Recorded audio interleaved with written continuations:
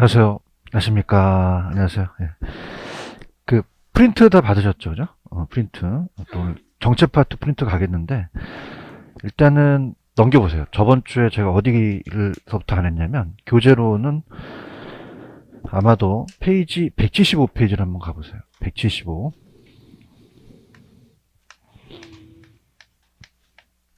가시면은, 거기 입지론 한다고 말씀드렸죠?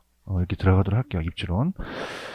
자, 입지론 파트는 나온다면은 한 문제에서 두 문제가 뜨는데 거의 이제 계산 문제가 뜰 가능성이 높습니다. 계산이. 그래서 계산 문제가 나오기 때문에 오늘 이론은 뭐 1, 2월 달에 갔기 때문에 계산 문제를 위주로 가겠는데 먼저 넘겨보세요. 넘기시면은 그 177페이지로 가시면 177페이지로 가시면은 거기 보시면은 예제에 내일리의 소매 인력이 있죠. 그죠? 요거 하고 그 다음에 한 페이지 넘기시면은 또 예제 문제 보시면은 여기 컨버스라는 학자의 분기점 모형이에요. 그죠? 근데 이제 제가 봤을 때는 178페이지에 나와 있는 예제 문제가 나올 가능성이 높을 것 같아요. 요게. 그래서 이 18회 때 나왔는데 이게 작년에 감정평가 학교론에 나왔었거든요. 그죠? 그래서 우리가 요게 좀 나올 것 같다는 생각이 오랜 들고요. 그 다음에 오른쪽에 보시면은 예제 문제가 허프 있죠. 그죠? 그래서 딱 세 가지예요. 그 시험 문제는 제가 봤을 때는 이집 파트는 거의 계산 문제가 출제가 됩니다. 세 문제인데 제가 밀어드리는 건 이제 컨버스가 좀 나오지 않을까라는 생각을 해서 요 계산 문제 위주로 들어가도록 할 거예요. 그죠? 그래서 이제 동영상은 이제 1, 2월 달에 좀 못 들으신 분들은 동영상을 좀 들으시면서 이제 3, 4월 달은 좀 업그레이드 하거든요. 그죠? 이렇게 가지고 하고요. 그 다음에 이제 오늘 오후에 특강 있는 거 아시죠?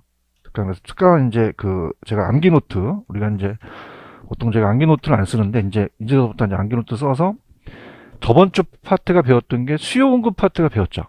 수요 공급이 쉬워요? 굉장히 어려워요. 어렵죠. 그래서 경제론 파트를 이제 이 기출문제 특강을 나가고 그다음에 이제 오늘 정책론 나가면은 다음 주에도 정책론을 하니까 아마 진도에 딱 맞을 거예요. 그죠? 이렇게 이제 특강을 할 테니까 아무튼 꼭 특강은 들으시고요. 일단은 교재로는 페이지 넘기셔서 그 교재로는 175페이지를 펴놓으시면 돼요.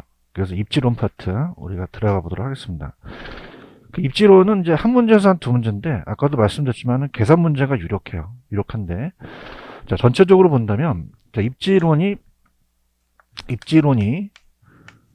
19세기와 20세기 이론이기 때문에 지금 21세기 때문에 좀 검증되기가 좀 어렵습니다. 그래서 두 가지가 있어요. 나중에 한번 책을 보시게 되면 산업입지하고 주거입지가 있습니다. 그러니까 주거입지는 동양, 명단이나 풍수지리 찾는 건데 주거입지는 거의 안 나옵니다. 그죠? 거의 다 산업입지에서 나와요. 그래서 서양이 이제 산업이 발달되면서 저번 시간에 여러분들 튀넨이라는 학자 아시죠?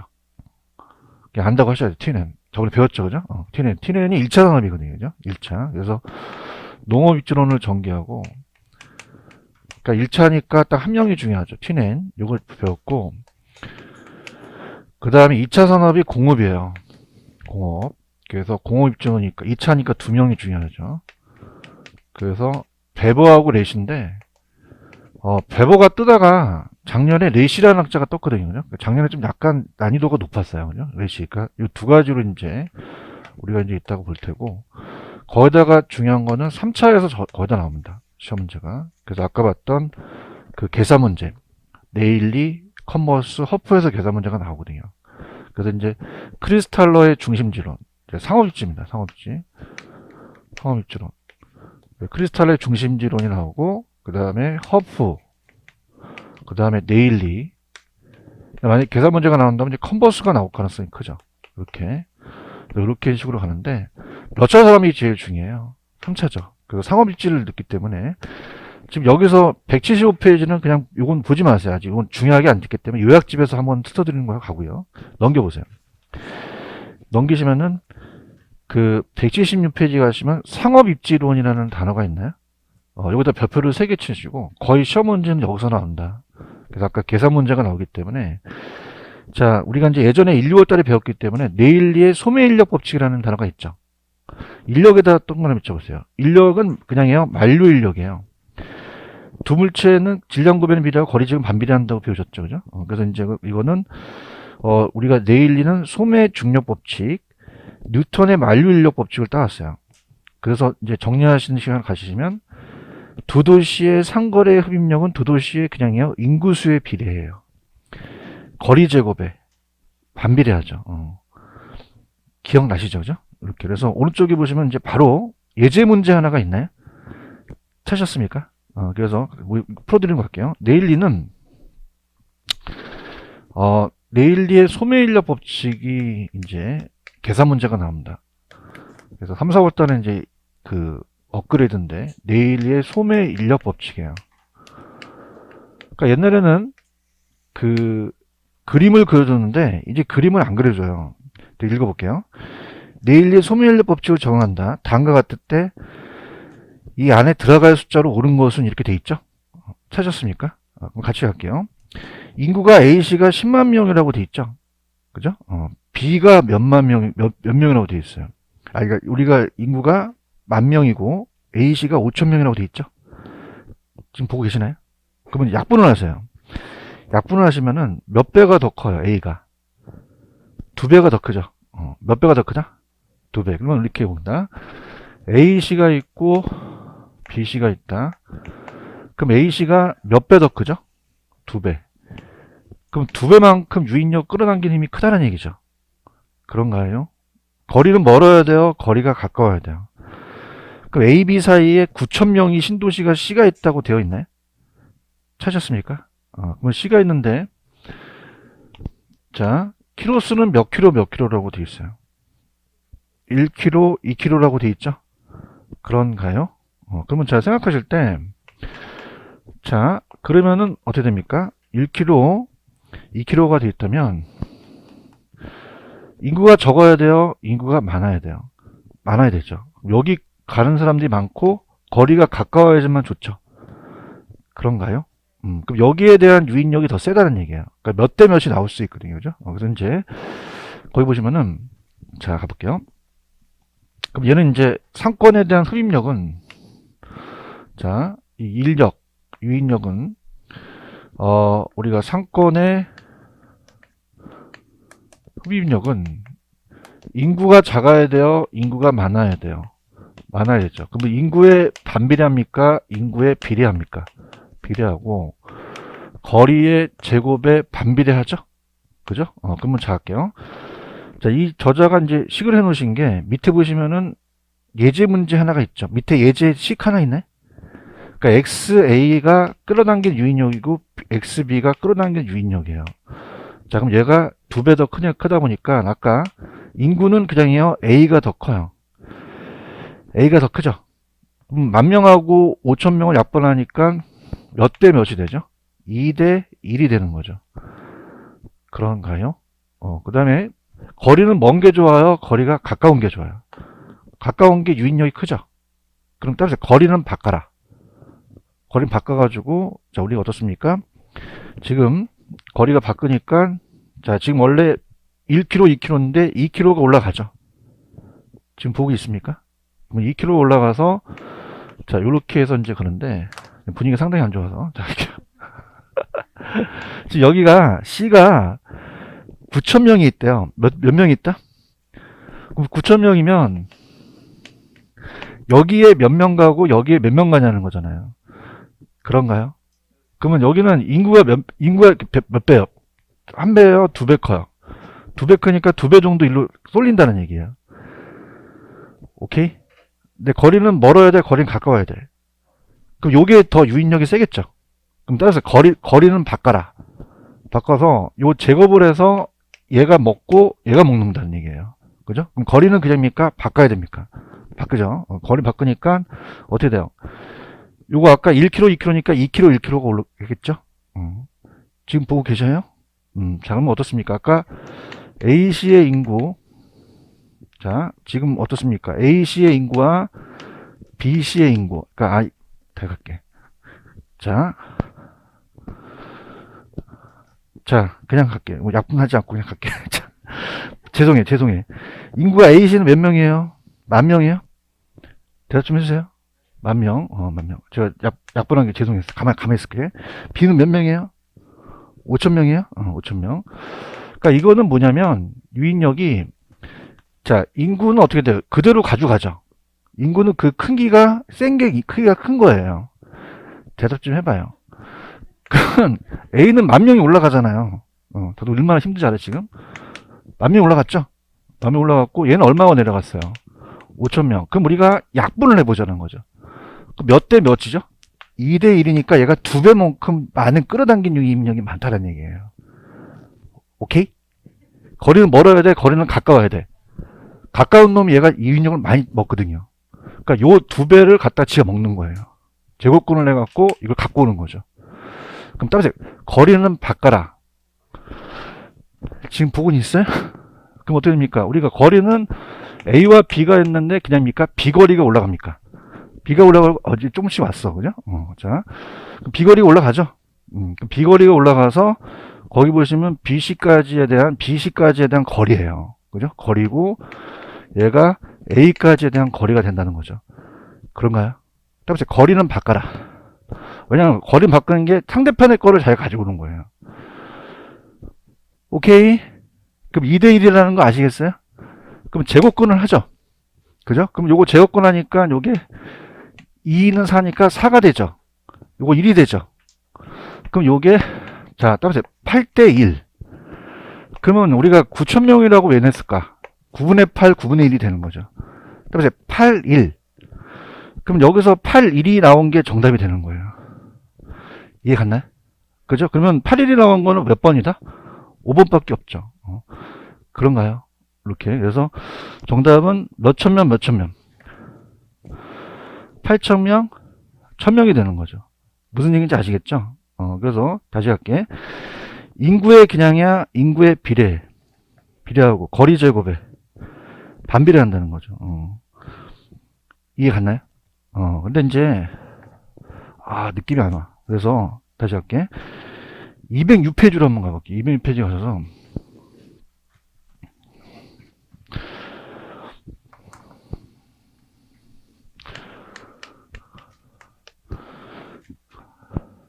거기 여러분들 지금 24번 있어요? 찾았습니까?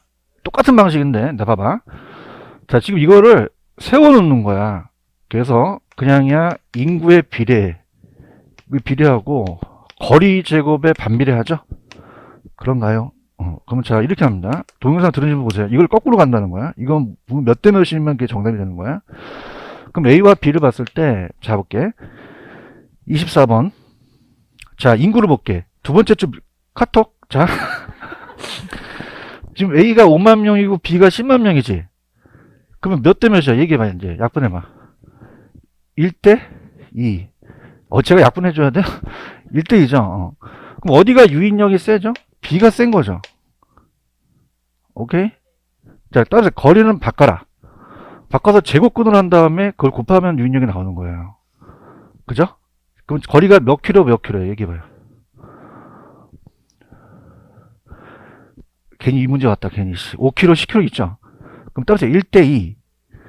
그럼 어떻게 돼요? 거리는 바꾸죠? 그럼 여기가 2가 되고 여기가 1이 되는 거예요.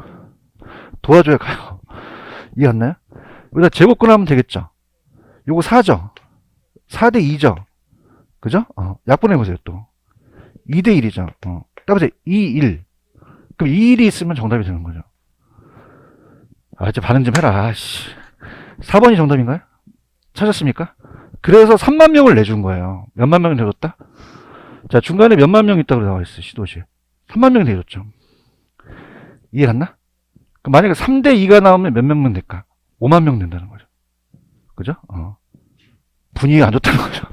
자, 아까 올라보세요. 저 보세요. 아까 요거 2대 1이라는 거 기억나십니까? 따라서 거리는 바꿔라.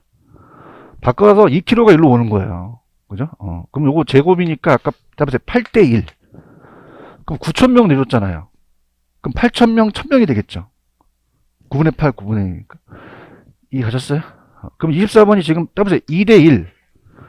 그럼 3만 명 내줬죠. 어머님 머리 쓴 건 머리 쓰라는 얘기 있는 거예요.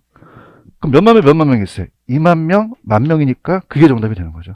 따라서 2대 1. 그럼 2만 명, 10,000명이니까 4번이 정답이 되겠죠. 오케이? 그래서 레일리는 이렇게 푸는 거예요. 다시 갈게. 따라서 인구의 비례, 거리 제곱에. 자, 따라서 거리는 바꿔라. 그거에 곱한 게 8대1이 되고 2대1이 되는 거죠. 이해 갔나요? 만약에 얘가 3만 명을 내줬다는 건 2대1이었죠? 얘기해봐요. 근데 만약에 3대2가 나오면 몇만 명? 5만 명을 내줄 수 있다는 거죠. 아시겠죠? 그죠? 요 레일리 이해 가시겠습니까? 레일리 점수를 따야 돼요. 그죠? 그래서 다시 갈게. 마스크 쓰니까 더 머리가 안 돌아가시는 것 같아요. 자. 내가 아까 177페이지 하다가 왔죠? 177페이지 기억나십니까? 그래서 따라보세요. 8대1. 왜? 끌어당기는 게 8하고 1이니까 8,000명, 1,000명이잖아요. 9,000명을 내줬으니까. 요거 이해 가셨어요? 그래서 내일리는 나중에 나오면은 시험 문제 이렇게 푸시기 바랍니다. 무슨 말씀인지 아시죠? 다시 갈게요. 그냥이야 인구의 비례, 거리 제곱에 반비례하니까 거리는 바꿔서 그걸 곱한 게 8대1, 2대1이 되면 그게 정답이 되는 거죠. 할 수 있겠죠? 그래서 내일리가 출제가 가장 많이 뜨는 계산 문제예요. 이해 가셨어요? 그 다음에 이제 자,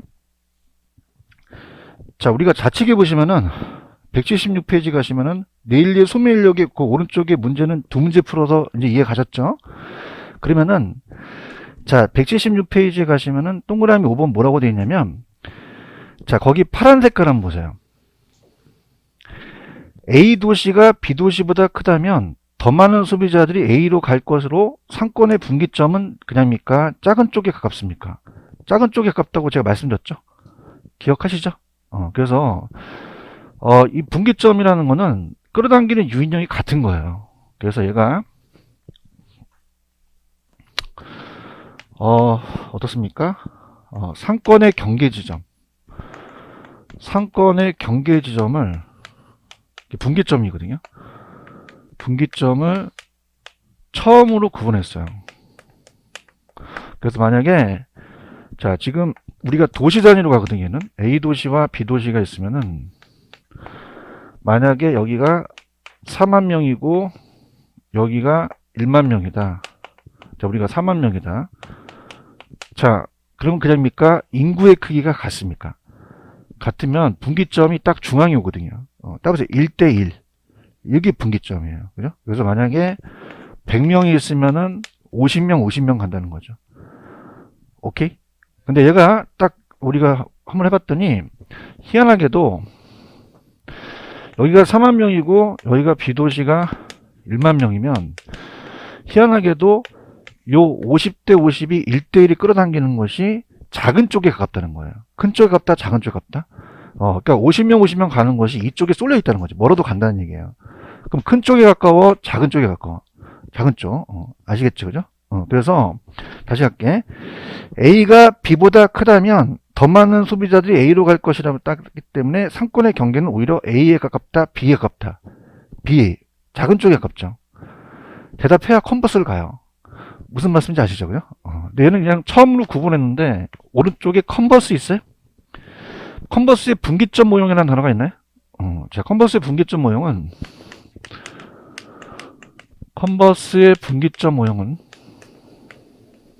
들어갑니다. 자, 얘는 아까 얘는 처음으로 구분했지만 여기까지 거리를 쟀어요. 그럼 거리를 재면 그냥입니까? 밑에 공식이 나옵니까? 그 밑에 보시면 분기점에 공식이라는 게 있죠. 그런가요? 그럼 얘는 구분한 거예요. 여기까지 공식을 쟀어요. 쟀죠. 따라보세요. 컴파스. 옛날에 학교 다닐 컴파스 아세요? 컴파스는 그냥 재는 거야. 컴파스는 컨버스는 비슷하잖아. 비슷하다고 해요. 그럼 얘는 구분을 했나요? 이걸 쟀나요? 재서 공식화 시켰다는 거예요. 지금 보고 계셔요? 그래서 이제 컨버스의 분기점 모형은 수종 소매 인력으로부터 1번 체크. 컨버스의 분기점은 내일리의 소매 인력 법칙을 수정했죠. 그래서 경쟁 관계에 있는 두 점포의 영향력이 균등, 이게 같다는 거예요. 1대1. 그 상권의 분기점을 구분했어요. 그 분기점을 구했어요. 그럼 공식을 만들었죠. 그래서 밑에 공식이 있는데 이 공식은 넘겨보시면 문제를 한번 풀어볼게요. 넘겨볼게요. 그 예제 문제에다 발표 쳐보세요. 올해 컨버스가 나올 것 같아. 느낌에. 그럼 이제 이걸 맞춰야 되는데 상권의 경계는 큰 쪽에 가깝다, 작은 쪽에 가깝다. 작은 쪽에 가깝죠. 갈게요. 예제 어떤 도시에 쇼핑센터 A, B가 있다. 전체가 8km라고 돼 있죠. 그 다음에 A의 면적은 얼마예요? 1000이죠. 그런가요? B의 면적은요? 9000이죠. 그럼 아까 제가 큰 쪽에 값다가 했어요? 작은 쪽에 값다가 했어요? 그럼 어디에 쏠려 있을까? A에 쏠려 있겠죠. understand? 그럼 전체가 8kg죠. 그러면 내가 아직 풀기 전에, 자, 8의 반은 얼마? 8의 반은 4. 그럼 1로 쏠려 있죠. 그럼 4보다 낮은 숫자를 찍어야 된다는 거죠. 분위기 안 좋다는 거죠. 아까 큰 쪽에 갈까요? 작은 쪽에 갈까요? 그럼 이쪽에 쏠려 있잖아요. 8의 반은 4잖아요. 그럼 그 안쪽으로 찍으셔야 되는 거죠. 이해 갔나요? 이게 따라서 분기점. 그러니까 1대1, 만약에 100명 있으면 50명, 50명 가는 분기점이라는 거예요. 이해 갔나? 그럼 얘는 그냥이야, 이 거리를 재서 공식화 시켰다는 거예요. 지금 보고 있어요? 야매도 있긴 한데. 그럼 DA는 어떻게 가냐? DA까지 거리는 위에 전체 키로가 올라가요. 그죠? 올라가고, 그 다음에 1 플러스 루트를 씌워서 상대편에 대한 9000이라는 숫자 올라가거든요. 면적이. 그래서 9000을 올리고, 여기가 1000이에요. 루트 9죠, 루트 9. 그래서 우리가 시험 문제나 딱 감정평가 시험 문제에 루트 4가 나왔고, 공인중개사 시험 문제 루트 9가 나왔어요. 자, 이거 뭐냐면, 루트 4라는 건 2의 제곱이에요. 그러면 2는 4죠. 3, 3은 9. 그렇기 때문에 이게 3이 되는 거죠. 이해하셨나요? 루트 7은 안 나와요. 그죠? 아무튼, 그럴 거 아니야. 야, 루트 씌운 계산기 갖고 그래서 이게 안 나와요. 루트 4아니면 루트 9가 나와요.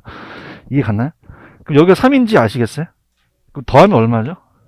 그럼 몇 킬로죠? 2kg가 되는 거죠. 몇 킬로 된다? 2kg. 그래서 정답은 얼마 한다? 2번이 정답이 되는 거죠. 이해하셨죠? 그죠? 이 와중에 그냥 있다, 야매가 있다. 야매를 원하십니까? 내가 봤을 땐 이거 아까 했던데 안 될 것 같은데, 이 공식이, 따라서, 머리 아파. 머리 아프죠? 이걸 대입시켜야 돼. 알겠죠? 그죠? 그럼 어떻게 하냐면, 일단은 이렇게 할게. 큰 쪽에 가까워, 작은 쪽에 가까워. 그럼 찍더라도 8km에서 4니까 옆으로 찍으셔야 돼요. A쪽으로. 맞아요? 그러면 몇 번 아니면 몇 번? 1번 아니면 2번에 답이 되는 거죠. 이해 갔나요? 근데 지금 상태가 좀 안 좋기 때문에 해야 될지 말할지 모르는데, 이 컨버스가 이렇게 얘기해요. 여기를 1로 잡습니다. 얼마 잡는다? 1로 잡고, 여기는 그냥요, 1보다 거리가 멀어요. 그럼 여기다 루트를 씌워요. 뭘 씌운다? 루트. 그러면 1보다 크죠? 대답해봐요. 그럼 작은 쪽이 올라가겠어요? 큰 쪽 면적이 올라가겠어요? 큰 쪽이 올라가겠죠. 그러면 얘가 9000이 되고 얘가 1000이 된다는 얘기예요. 그죠? 또 감탄하고 이렇게. 그럼 이게 3이 된다는 거예요. 그 다음에 1대 3. 그러니까 1배수면 여기 3배수가 떨어진 거죠. 오케이? 그럼 아까 몇 킬로 아니면 몇 킬로가 정답이야? 1킬로 아니면 2킬로가 정답이죠. 그런가요?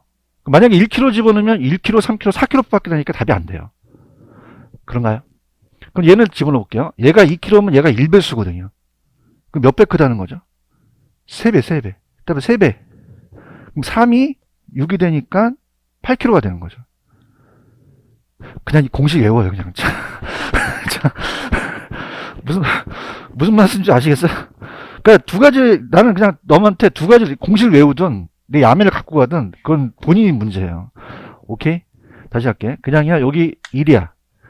그거 물어보잖아. 컨버스가 얘기한 거야. 그냥 여기 루트 씌웠지? 대답해봐요. 그럼 몇 대 몇? 1대 3이죠. 그러니까 1배수면 3배 떨어졌다는 얘기예요. 오케이? 그러면 1kg 집어넣으면은 1kg, 3kg니까 4kg밖에 안 되잖아. 몇 킬로가 될 가능성이 커? 2kg죠. 여기가 2kg면 여기가 3배잖아. 그거 힘들어 죽겠다. 여기 2kg지? 몇 배? 3이? 그 합쳐? 8kg가 되는 거죠. 아시겠죠? 그죠? 알아서 하세요. 알아서. 공식을 외우든, 야매를 가든. 근데, 올해 내가 분명히 근데 작년에 찍었거든, 이거? 근데 안 나왔어요. 올해 나올 가능성이 커요. 왜냐면, 이게 18회 때 나왔다, 공인중개사 한 번도 안 나왔거든요. 근데 감정평가 나왔기 때문에 이거 위주로 좀 가져가야 돼요. 아시겠죠? 그럼 컨버스는 상권의 경계주음을 처음으로 구분했어요. 그걸 쟀어요. 재석 공식화 시키는 애예요. 무슨 말씀인지 아시겠죠? 그 다음에 따보세요. 허프. 허프에 확률이라는 단어가 있나요? 자, 요는 좀 갈게요. 허프는 들어볼게요. 자, 허프는 이제 네일리 이론을 비판했어요. 네일리 이론을. 그래서 이건 좀 이용을 할게요. 허프의 확률 모형입니다. 확률 모형. 자, 그러면 얘는 네일리가 딱 두 개의 도시예요. 두 개의 도시. 도시 단위로 갑니다. 근데 도시가 두 개만 있어요. 세 개가 될 수 있어요. 네 개가 될 수도 있죠. 그걸 강조한 거예요. 강조하고. 그 다음 여러분 봐봐. 만약에 여기가 인원이 많고 거리가 가깝지. 그렇죠? 근데 만약에 산이 있거나 강이 있으면 건너기가 쉬워 어려워. 어렵기 때문에 장애가 있으면 어렵다는 얘기예요. 이해하셨습니까? 그래서 이제 얘는 딱 몇 개의 도시만 얘기했죠? 두 개 도시예요. 근데 두 개의 도시만 돼요. 세 개가 될 수 있어. 다수의 점포가 될 수도 있죠. 그래서 얘는 이 소도시가 아니라 대도시 안에 여러 개가 이 끌어당기는 유인력을 나타내는 거예요. 그래서 얘는 도시 단위로 갔으면은 얘는 상권을 매장 단위로 갑니다. 매장 단위. 그래서 어떨까? 얘는 상권에 대한 흡입력이라는 것은 상권의 흡입력은 아까 쟤는 그냥입니까? 인구에 비례했습니까? 자, 매장은 그냥이에요. 점포는 점포의 매장 단위가 있죠. 그죠? 그래서 이 점포 단위로 갔기 때문에 점포 단위이기 때문에 매장 면적으로 가요. 그 매장 면적이 작아야 돼요. 매장 면적이 커야 돼요. 커야 되고 거리가 멀어야 돼요. 거리가 가까워야 돼요. 근데 쟤는 아까 자연적 장애인을 생각 못했죠. 그래서 얘는 따라서 마찰 계수. 그러니까 제곱이 아니라 마찰 계수라는 거죠. 그러니까 제곱은 그냥 물리적 거리를만 얘기하는데 평지를 얘는 마찰 계수를 얘기를 해요. 마찰 계수. 그래서 마찰 계수를 얘기해서 자 일단 매장은 커야 되고 거리는 가까워야 된다는 건 쟤랑 똑같죠. 근데 얘는 그냥요 점포 단위로 갔어요. 그래서 똑같아요. 아까 중간에 9,000명 뭐 아까 3만 명 중간에 있었죠, 그죠? 그 고객이 만약에 100명 있으면 자 얘는 매장이니까 이 점포예요. 이마트나 롯데마트, 홈플러스. 그럼 이마트, 롯데마트, 홈플러스로 갑니다. 자 그러면은 매장 면적이 작아야 돼요? 매장 면적이 커야 돼요? 커야 되죠. 거리가 멀어야 돼요? 거리는 가까워야 돼요? 가까워야 되는 거죠. 아시겠죠? 그죠? 그러면은 두 개입니까? 다수가 될 수도 있습니까? 소도시예요? 대도시예요? 대도시죠. 그래서 이제 만약에 세 번째는 자 만약에 이마트로 갈 시장 점유율을 구해요. 점유율. 그럼 예를 들어서 뭐 임의적입니다. 그냥 얘가 뭐 2km 떨어졌다. 매장 면적은 제가 안 적을게요. 얘가 2km 떨어졌고 1km 떨어졌다. 그럼 그냥요 매장 면적이 비례해요. 거리에 마찰계수 반비례하죠. 얘기해봐요. 그럼 얘가 끌어당기는 게 50이고 얘가 30이고 얘가 20이면 100이죠. 그럼 밑에 깔아요. 이마트, 롯데마트, 홈플러스 깔고 100에서 자 얘가 이마트가 50이면 따라서 50% 시장 점유율 얘기한 거죠. 갈게요. 펜 들어보세요. 자 지금 허프 보고 있어요? 허프는 확률 모형을 주장합니다. 소매지역 이론. 그럼 얘는 네일리의 중력 모형을 활용해서 상권의 규모에 따라서 매장의 매출액을 추정해요. 그래서 이번에 가시면은 아까 네일리와 소매인력 법칙은 두 개의 도시만 활용했죠. 얘는 두 개입니까? 다수입니까? 다수의 점포에 적용이 가능하다는 거죠. 소도시예요? 대도시야? 그럼 소비자 구매 패턴을 가는 확률이라는 단어가 있나요? 그래서 자 팁 작게 자 확률 나오면 네일리 찍어, 컨버스 찍어, 허프 찍어. 확률에 히읗 들어갔죠. 연구한 거야. 그럼 확률 나오면 누구 찍어? 허프. 어떻게 알았어? 이렇게 하고. 자, 그러면 어땠다? 그럼 어떻게 돼요? 확률 모형을 제시했죠? 3번. 그럼 허프는 확률 모형에 따르면 특정 점포 매장을 이용할 확률의 점포의 면적은 작아야 돼요? 커야 돼요? 비례하고, 점포와의 거리, 아까 반비례했죠? 경쟁자 점포 수는 좀 적어야 되지, 좋죠. 점포 수가 많은 게 좋아요? 적은 게 좋아요?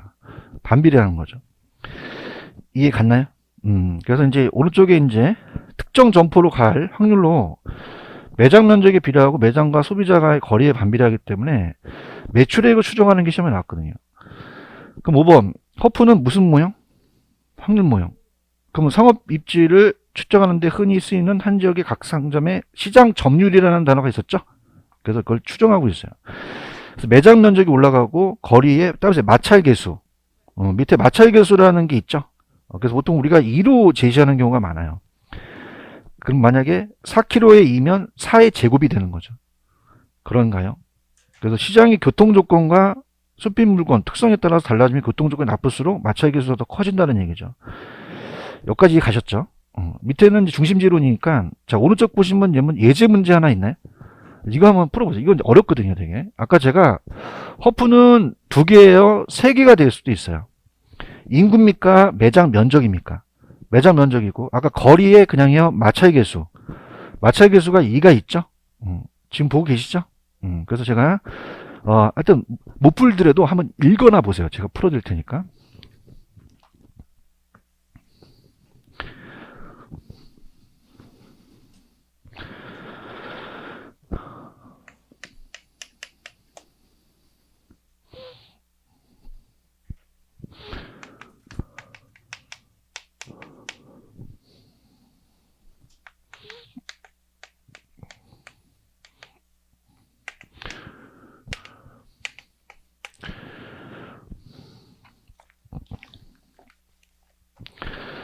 자, 허프의 모형을 활용했다. X지역의 주민이 할인점 어디로 방문할? A로 갈 확률이라는 단어가 있나요? 찾으셨습니까? 그 다음에 할인점 A의 추정 매출액을 순서대로 나열하라고 돼 있죠. A지역의 현재 주민 인구수가 몇 명이에요? 4,000명이고 그 1인당 월 할인점의 소비액이요. 그럼 그걸 곱하시면 되거든요. 그죠? 그다음에 아까 마찰 계수가 2라고 되어 있나요? 그럼 거리의 제곱을 하시면 돼요. 거리에다가 마찰 계수. 그러면 자, 지금 A지역 주민은 모두 구매자가 ABC 할인점에서 구매한다고 가정하자. 찾았습니까? 이렇게. 자, 그러면은 지금 여기서 자, 갈게요. 지금 가볼게요. 밑에 보시면 해설이 있나요? 찾으셨습니까? 그럼 아까 제가 요거에 대한 구매 중력은 그냥요, 매장 면적에 비례해요. 그럼 A의 매장 면적이 얼마예요? 불러봐 주세요. 500이죠. 의욕이 없었는데 이거 나온단 말이에요. 그죠? 그 다음에 A의 거리가 5km인가요? 마찰 계수가 2인가요? 그럼 5의 제곱이 5, 5, 25니까 이걸 나누면 20이라는 유인력이 생겨요. 얼마가 생긴다? 20. 자, B의 매장 면적이 얼마인가요? 300인가요? 그런가요? 그 다음에 10의 마찰 계수가 2죠? 그럼 10의 제곱이니까 100이 되죠. 그럼 3이라는 유인력이 되겠죠. 그렇죠? 그 다음에 C는 적지 마세요. 밑에 있는데 뭘 적어요. 자, 할인점이 얼마야? 450이라고 돼 있죠? 450이고 거리가 몇 킬로죠? 그럼 15의 제곱이 되죠? 그럼 225니까 나누면 2가 돼요. 그런가요? 그럼 이걸 다 합쳐서 밑으로 깔아요. 깔고 A를 올리는 거예요. 그렇죠? 지금 어디로 갈 확률이죠? A. 그래서 우리가 어떻을까? 지금 아까 A에 대한 확률을 구하라 그랬죠? 그러면 자, A가 할인점 A를 방문할 확률로 간다면 시장 점유율은 A, B, C를 다 깔아요. 그럼 A를 올려요. 그럼 얘가 20이고 얘가 3이고 얘가 2니까 25라는 건 이해가시겠습니까? 그럼 20이 되니까 따라서 80%가 간다는 거죠. 몇 퍼센트 간다? 그럼 80%만 돼 있는 건 1번 아니면 2번이죠? 대답해 주세요. 그러면 어떻게 돼요? 전체가 다 갑니까? 80%만 갑니까? 그럼 4,000명에서 80%만 간다는 얘기예요. 그런가요? 그럼 4,000명이 다 안 가죠? 몇 퍼센트만? 그럼 0.8이니까 얼마가 가요? 3,200명이 간다는 거죠. 그렇죠? 3,200명에다가 아까 1인당 소비액이 얼마였어요? 그걸 곱하면은 매출액이 나와요. 그죠? 계산기 두들기 마시고 그냥 해설 보세요. 맨 밑에 보시면 해설에 보시면 그걸 곱하면 얼마가 나온다? 11억 2천만 원이니까 2번이 정답이 된다는 거죠. 이해 가셨죠? 그래서 지금 계산 문제를 해드리는 건 좀 무리인데 무조건 이 입지 파트는 계산 문제 나옵니다. 그죠? 그래서 아까 네일리하고 컨버스하고 허프 있죠? 허프는 2개예요, 3개가 될 수도 있어요. 그래서 네일리대로 풀면 안 돼요. 허프 쪽으로 가셔야 되는 거죠. 이해 갔나요? 이렇게 가셔서 가십니다. 다시 한번 볼게요. 자, 아까 페이지 177페이지에 가셔서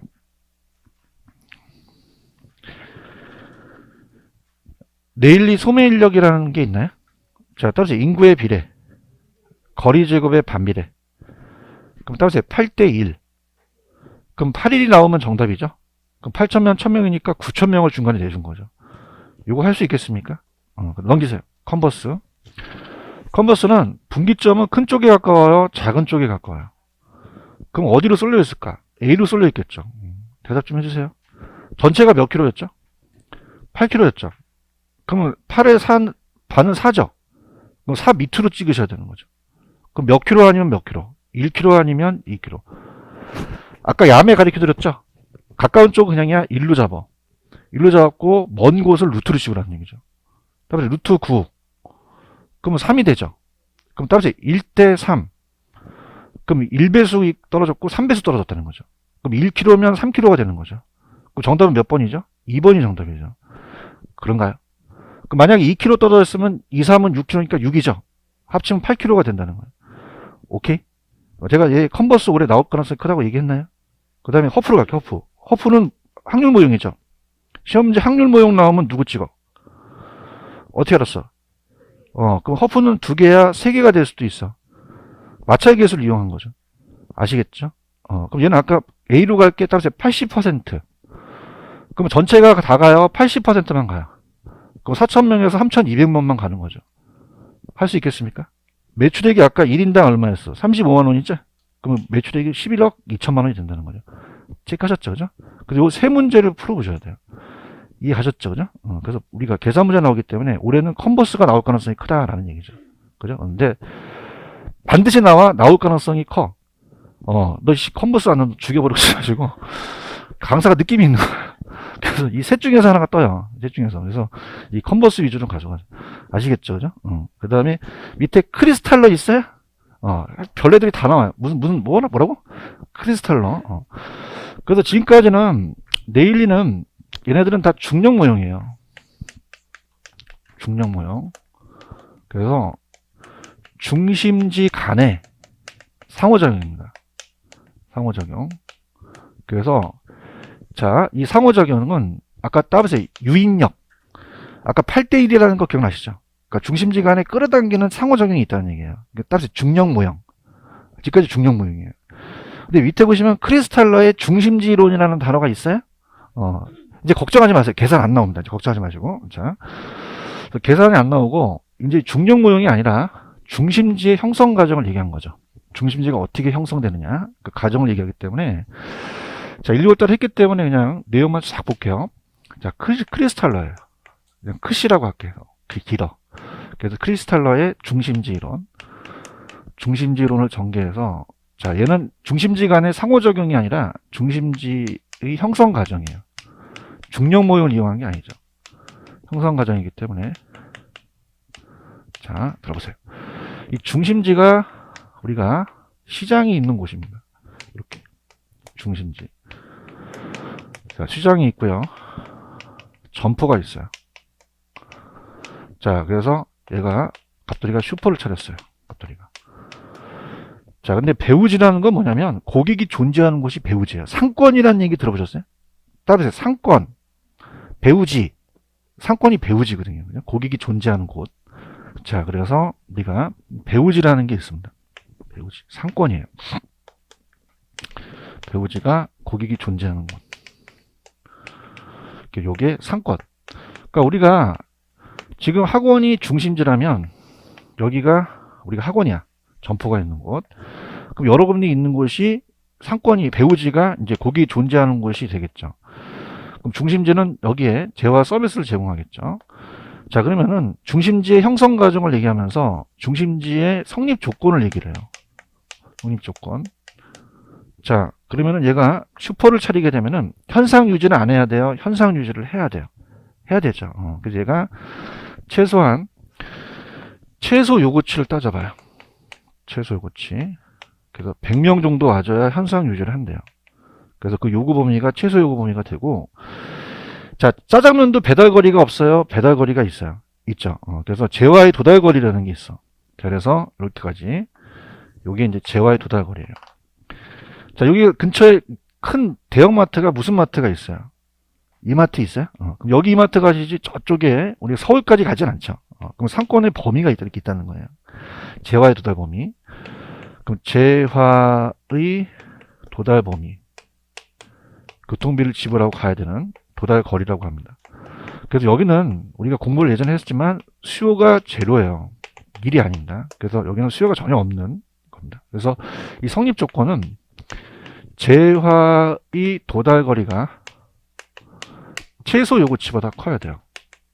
최소 요구치. 그러면 재화의 도달 거리가 얘보다 더 그냥입니까? 더 멀어야 됩니까? 최소 요구치가 더 안에 있어야 되겠죠. 이렇게. 그 다음에 중심지 계치 간의 포소 권리인데, 자, 이따가 읽어보면은 세 가지가 나와요. 그래서 우리가 고차가 있고, 중차가 있고, 저차 중심지가 있어요. 자, 그래서 우리 동네 슈퍼는 우리 집에서 가까워요. 규모도 작고. 근데 중차는 중형마트가 있습니다. 중형마트가 있고, 그 다음에 고차는 대형마트가 있어요. 대형마트. 그건 동네 슈퍼는 멀어요. 우리 집에서 가까워. 가까워지만 규모가 작죠. 근데 대형마트는 그냥입니까? 뭡니까? 규모도 크죠. 다양한 기능을 갖고 있죠. 동네 슈퍼는 여러분들 그 아이 쇼핑이 가능합니까? 오늘 가서 한번 해보세요. 시식이 가능해요. 경찰 불러요.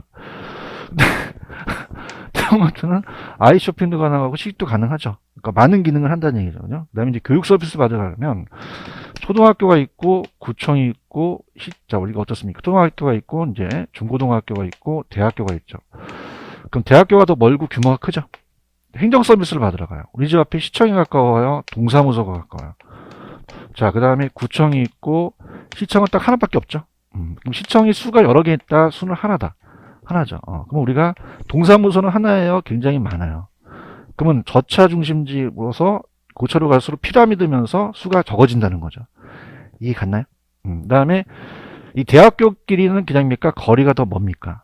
근데 저차는 가깝죠. 그죠? 그 다음에 분포도가 이제 저차가 중차로 가면은 있을 수 있는데 고차로 갈수록 분포도가 줄어든다는 거죠. 그래서 펜 들어보세요.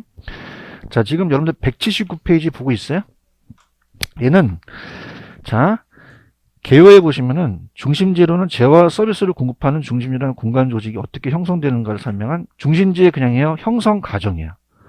중용 모형이 아니죠. 그죠? 이렇게 보시고. 자, 그래서, 자, 중요한 거는 맨 밑에 보시면은 중심지 최소 요구치라는 단어가 있나요? 그러니까 중심지는 각종 재화 서비스를 공급 기능이 집중되는 배후지의 재화 서비스를 제공하는 중심지고, 아까 최소 요구치 기억나시죠? 그래서 경제적으로 유지 생존할 수 있는 최소한의 공간 범위 인구수를 얘기를 해요. 넘겨보세요. 자, 넘기시면 최소 요구 단위 범위라는 게 있죠. 그래서 이제 아까 그 요구치까지가 판매자가 정상을 얻을 수 있는 만큼의 그 소비를 포함한 경계까지의 거리고, 밑에 재화의 도달 범위라는 단어가 있나요? 자, 그럼 중심지가 재화 서비스를 제공할 수 있는 최소예요. 얘는 최대한의 범위예요. 소비자가 기꺼이 통행할 수 있는 최대한의 범위죠. 그 다음 아까 제가 수요가 1입니까? 수요가 0입니까? 수요량이 0이라는 단어가 있나요? 현관 배치를 하세요. 그러니까 재화의 도달 범위를 더 이상 수요를 발생하지 않는 지점이기 때문에 수요가 1이다, 수요가 0이다. 0. 여기 나왔었거든요. 자, 미음번 별표. 제가 아까 중심지가 성립하려면, 자, 최소 요구치보다 뭐의 도달 범위가 더 커야 돼요? 재화의 도달 범위가 더 커야 된다고 말씀드렸죠? 최소 요구치가 그 안에 있어야 된다. 이렇게 보시고, 그 다음에 중심지의 형태는 잘 안 나옵니다. 그냥 오른쪽에 그림을 한번 보세요. 자, 절대 별표 치지 마시고, 오른쪽 그림 하나 보이나요? 그래서 원형이 있어요. 단일 중심지. 딱 하나의 중심지는 서로 간에 서비스 받을 수가 없어, 이렇게. 근데 얘네들이 너무 중첩되어 있으면 그냥입니까? 또 경쟁이 심합니까? 심하죠. 그러면 따라서 정육각형. 정육각형이 되면은 경쟁을 안 해도 되죠. 그래서 단일이 아니라 이제 다수 중심지가 좋고, 원형이 아니라 정육각형인데, 이건 시험에 잘 안 나와요. 그래서 그냥 좌측에 맨 밑에 가시면은 파란 색깔 있어요? 크리스탈로는 이러한 남부 독일의 도시 구조를 어떻게 형성하는지 중심지 형성 과정을 초점을 뒀다고 돼 있죠? 그 위주로 가져가시고, 그 다음에 아까 제가 중심지 계층은 아까 고차가 있고 저차가 있다고 말씀드렸죠? 그래서 밑에 보시면은 파란 색깔 포섭의 원리라는 것은 이 고차 중심지의 배우지 안에 치수가 낮은 중심지 간의 배우지 간 그 해당 중심지가 어떻게 분할 포섭되는지 중심지 계층 간의 공간 구조 체계를 말하는 거죠. 자, 그러면 위에 지금 고차 저차라는 단어가 있나요? 그럼 고차는 읽어볼게요. 그럼 이 서로 다른 제어와 서비스가 서로 다른 크기의 치수 요구치와 도달 범위가 같겠죠. 갈게요. 고차는 이보다 치수가 낮은 중차와 저차의 기능도 수행하죠. 여러분들 대형마트는 그냥요 동네 슈퍼 있는 거 다 팔죠. 그렇죠? 그럼 고차는 고차와 저차를 모두 이제 취급한다는 거죠. 대도시 백화점이나 대형마트 시청 계약교고, 그럼 고차 중심지는 재화의 도달 범위와 최소 요구치가 가장 작아야 커요. 동네 슈퍼보다는 대형마트가 더 크죠. 원하는 게. 그 다음에 중심지도 다양하고 전문화된 기능을 갖고 있고요. 고차는 상권의 범위가 좁아요, 더 넓어요. 근데 아까 제가 시청은 중심지가 딱 하나밖에 없다 그랬죠. 적기 때문에 점포의 밀도가 낮죠. 적기 때문에 이에 따라 고차 중심 간의 거리가 더 멀고, 밑에 저차 있어요. 저차. 저차는 어떻게 저차제나 이와 관련된 개별적인 서비스니까 아까 동사무소, 초등학교, 동네 슈퍼예요. 그럼 저차는 동네 슈퍼는 대형마트보다 제어의 범위가 최소 요구치가 가장 커요, 가장 작아요. 중심지 기능도 적죠. 단순한 서비스만 제공을 하는 거죠. 그래서 저차 중심지는 상권의 범위가 작고 중심지수가 상대적으로 많기 때문에 점포의 밀도가 좀 높죠. 많이 따닥 붙어 있으니까. 뭡니까? 저차는 좀 거리가 가깝습니까? 가깝죠. 그래서 포섭 원리로 된다는 얘기예요. 무슨 얘기인지 아시겠죠? 근데 넘겨보시면은 예전에 제가 했지만은 페이지 178페이지로 한번 가보세요. 가시면은 178페이지 맨 밑에 가시면 6번 허프 있어요. 허프. 허프도 중심지 이론을 얘기했거든요. 허프는 소비자가 가장 먼 걸 선택해요, 가장 가까운 걸 선택해요. 가까운 걸 선택한다고 되어 있나요? 지금 보고 계시죠? 그래서 우리가 적당한 거리에 고차가 있어요. 자, 우리가 무슨 말이냐? 얘는 이제 대형마트를 설명 못했지만 이마트가 한 100m 떨어져 있어. 그럼 앞에 동네 슈퍼를 그냥 지나칠 가능성이 있어. 지나칠 가능성이 있다는 거죠. 왜 그러냐면은 매장 면적이 클수록 상품의 종류가 많아지기 때문에 고객들은 고차 중심이 방문해서 다목적 구매라는 단어가 있나요? 찾았습니까? 그러니까 허프는 다목적 구매 여행을 떠나자 그러거든요. 다목적 구매 여행. 나중에 이제 보시면. 그럼 여러분들이 만약에 이마트가 적당한 거리에 있으면은 동네 슈퍼를 선택해요. 지나칠 가능성이 있어요. 왜냐하면 자, 이마트 간다는 건 껌 하나 사러 가는 게 아니죠.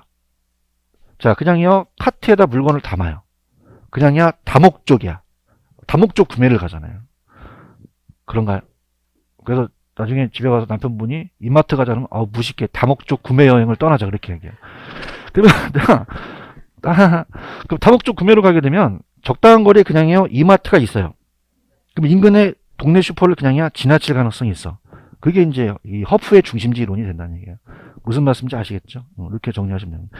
되셨어요? 넘겨보세요. 넘기시면은 안한파트 위주로 가는데 중요하진 않습니다. 우리가 넘겨보시면 182페이지 가시면은 양가로 1번에 넬슨이라는 단어가 있나요? 그 넬슨이 처음 나왔어요. 그것도 그냥 넬슨에 밑줄 쳐보세요. 점포의 주체가 최대의 이익을 얻을 수 있는 매출고를 확보할 수 있는 어디에 입지해야 되느냐는 8가지 원칙을 제시했다라는 것만 나왔지, 넬슨은 그렇게 해서 그냥 그 설명만 나왔거든요. 근데 얘는 가장 중요한 게 양립성을 강조해요. 따라서 양립성.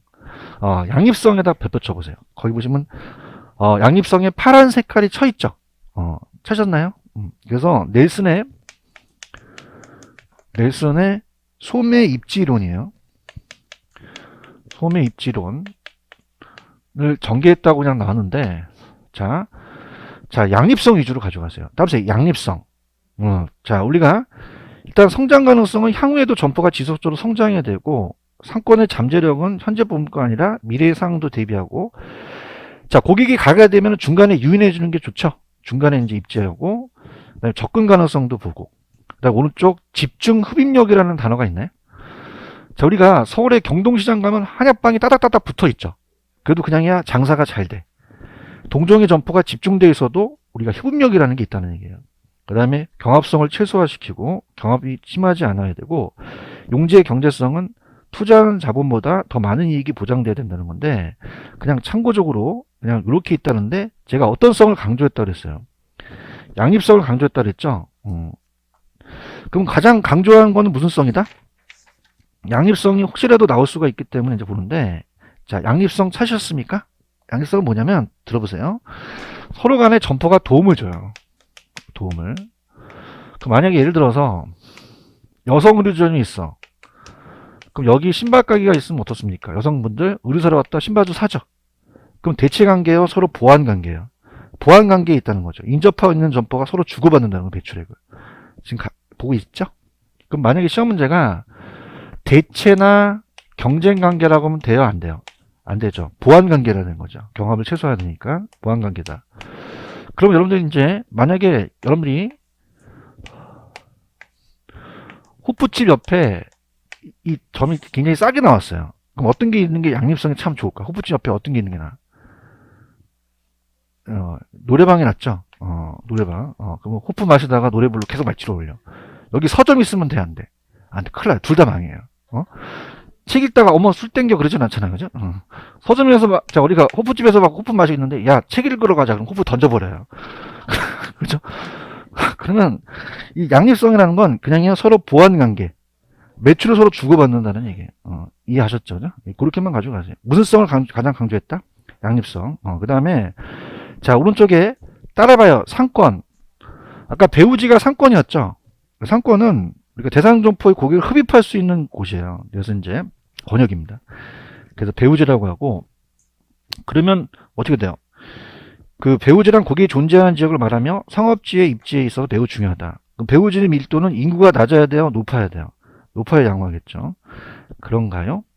자, 니은에 보시면은 상권의 규모는 상품의 서비스 종류에 따라서 달라지겠고, 상권의 범위도 시간의 경과에 따라서 유동적으로 그냥요 가변적이에요. 상권은요 고객의 사회적 경제적 수준이 낮을수록 좋아요? 높을수록 좋아요? 면적이 작아야 돼요? 커야 돼요? 커야 되죠. 그런가요? 그래서 일반적으로 점포의 면적과 상권의 범위는 비례합니다. 그렇죠? 근데 제일 중요한 거는, 자, 구매 빈도와 상권의 범위는 반비례한다라고 되어 있나요? 이거 별표 한번 쳐보세요. 이게 중요한데, 구매 빈도와 상권의 범위입니다. 상권의 규모. 그래서 시험 문제에 구매 빈도하고 상권의 범위보다는 상권의 규모가 나왔어요. 상권의 규모. 뭐 범위라고 해도 되죠. 그럼 아까 여러분들 그 고차 중심지에 이마트 아시죠? 이마트가 있고요. 저차 중심지에 동네 슈퍼가 있어요. 자, 그러면 규모는 어디가 클까요? 이마트가 커요? 동네 슈퍼가 커요? 동네 슈퍼가 커요. 이마트가 크죠? 하시는 게 없어요. 이마트가 크죠? 알겠어요? 불안해요. 이것도 자, 그러면 얘가 더 규모가 크잖아요. 근데 하루를 봤을 때 동네 슈퍼는 막 찌개 없으면은 찌개 뭐 끓일 거 없으면 막 어떤 야채 사러 가잖아요. 그럼 얘가 많이 왔다 갔다 하죠. 그럼 그냥이야 얘는 구매 빈도가 높아요. 근데 얘는 구매 빈도는 낮다는 얘기예요. 오케이? 그래서 이거 형광 배치라죠. 여기 시험에 나옵니다. 그러면은 구매 빈도와 상권의 범위는 같다, 반비례다? 반비례라는 거죠. 이해하셨죠? 그죠? 이거 무슨 말 아시겠어요? 점포의 면적과 상권의 범위는 비례하죠. 면적이 클수록 범위가 크잖아. 오케이? 그 다음에 밑에 가시면 디귿번에 상권의 획정 방법이라는 게 있죠. 이것도 별표를 하나 쳐놓으시는데 조그맣게 쳐놓으세요. 한 번 나오고 안 나오기 시작하는데 조그맣게, 별표를 조그맣게 하나만 조그맣게. 상권의 획정이라는 단어가 있어요. 상권의 획정이에요. 획정 방법인데, 자, 예전에 안 했기 때문에 이렇게 들어갑니다. 자, 세 가지가 있어요. 그다음에 공간 독점. 독점에 동그라미 쳐보세요. 독점. 그 다음에 시장 침투법이라는 단어가 있어. 침투에 동그라미 쳐봐. 침투법. 그 다음에 분산시장이라는 게 있죠. 분산에다 동그라미 쳐요.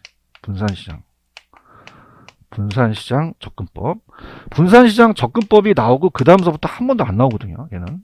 그래서 이게 중요한 건 아닌데, 그럼 어떤 게 키포인트냐면, 지금 여러분들 독점이라는 단어에 쳤나요? 자, 옛날에 뭐 약국 같은 거 옛날에 우리나라도 그냥요 거리 제한이 있었어요. 거리 제한 박스. 거리 제한.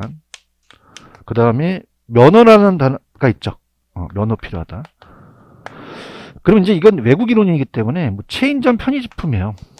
편의품이나 체인점. 요즘 여러분들 안 생기다가 요즘 편의점도 그냥입니까? 거리 제한을 둡니까? 두죠. 그 편의품이나 체인점 이런 거리 제한 면허 나왔다. 그러면 이건 침투 찍어, 분산 찍어, 독점 찍어. 독점이 들어가는 거죠. 할 수 있겠어요? 그 다음에 요거는 단어가 핵심이 침투라고 말씀드렸나요? 따라서 침투.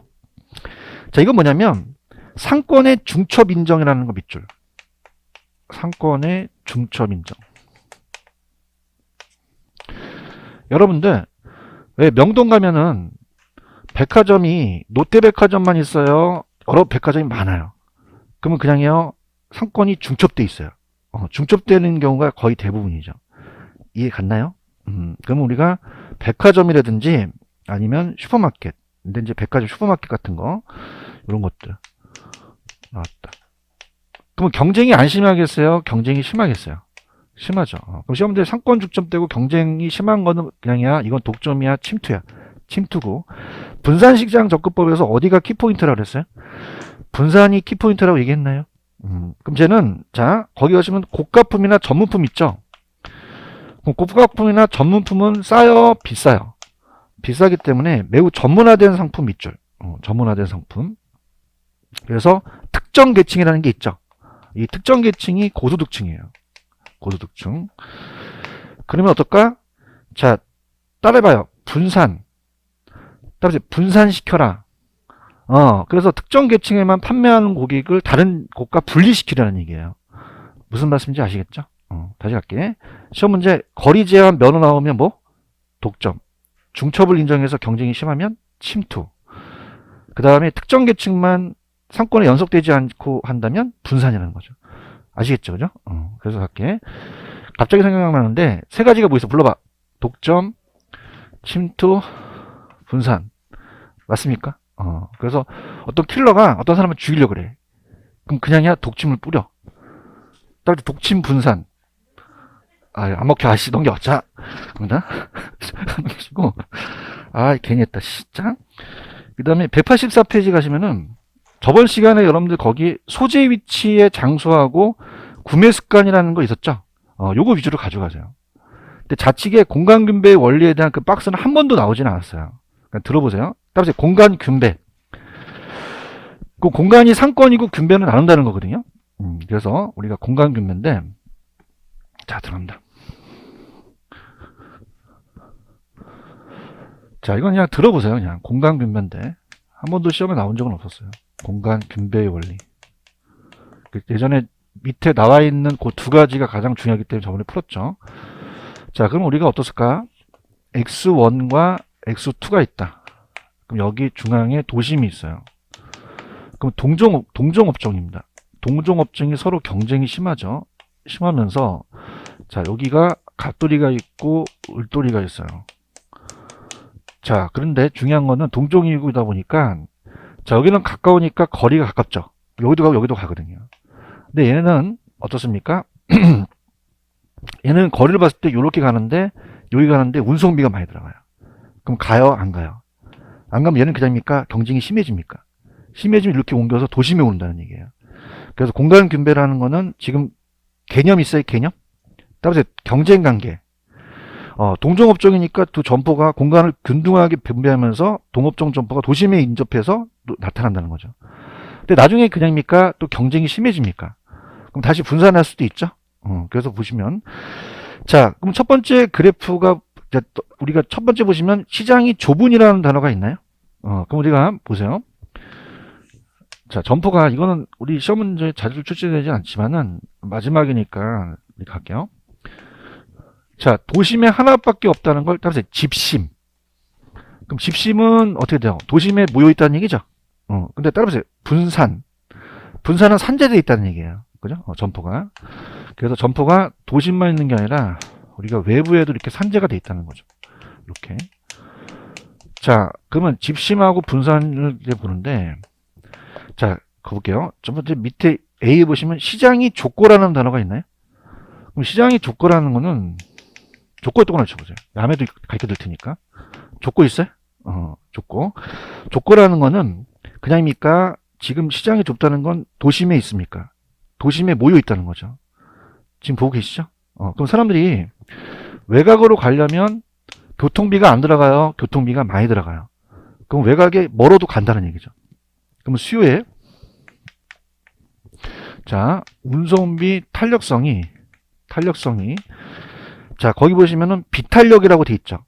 그러면 그 운송비를 많이 내더라도 간다는 얘기예요. 그럼 기꺼이 중심지 중앙까지 물건을 구매하려고 하죠. 이해 갔나요? 그럼 분산돼 있습니까? 중심에 있습니까? 집심을 찍으셔야 되는 거죠. 그러면 탄력성이 어떻게 돼요? 탄력성이 크다는 거예요? 탄력성이 작은 경우예요? 작은 경우죠. 지금 비탄력적 있어요? 비탄력적은 탄력성이 크다, 탄력성이 작다. 작은 경우죠. 그렇죠? 근데 이제 분산됐다는 거는 요즘은 피자 가게가 이제 도심에 하나밖에 없으면 갔는데 지금 그냥입니까? 굉장히 분산돼 있습니까? 그럼 시장이 좁아요? 시장이 넓어요? 넓고라는 단어가 있나요? 일단 똑같이 야매 있으니까 넓고. 근데 운송비 탄력성이 자 그러면 여러분들 보세요. 그러면 집 앞에 피자 가게가 있으면 도심까지 갈까 안 갈까? 안 가요. 그러면 조금만 운송비가 많이 들어도 줄여버리죠. 그다음에 탄력적. 그럼 탄력성이 작은 경우예요? 큰 경우? 큰 경우는 집심이에요? 분산이야? 분산이라는 거죠. 체크 쳤죠, 그죠? 근데 이게 시험 문제 아직 안 나왔어요. 그래서 갈게요. 자, 좁고 이게 비탄력 작으면 그냥이야? 집심이야. 넓고 탄력성이 크면 분산이라는 거죠. 손 들어보세요. 내가 안 하려고 그랬는데, 따라서 시장이 좁고 탄력성이 작으면 뭐다? 집심. 시장이 넓고 탄력성이 크면 분산이라는 거죠. 아시겠습니까?